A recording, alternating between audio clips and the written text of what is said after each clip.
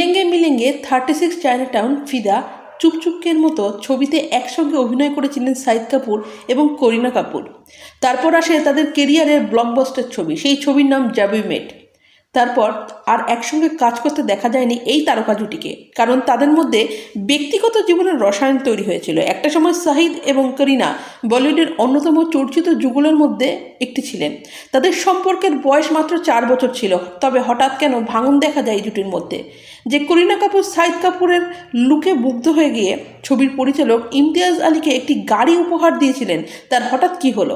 শোনা যায় শাহিদ কাপুর তখন ব্যস্ত ছিলেন তার আগামী ছবি কিসমত কানেকশনের শ্যুট নিয়ে, ফলে তারা একে অন্যর থেকে বেশ কিছুটা দূরে সরে যান।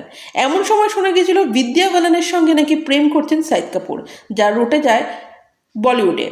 এরপর আঘাত পেয়েছিলেন করিনা কাপুর। শাহিদকে কিছু না বলেই তার পরবর্তী ছবি তসনে সৈফ আলী খানের সঙ্গে ঘনিষ্ঠ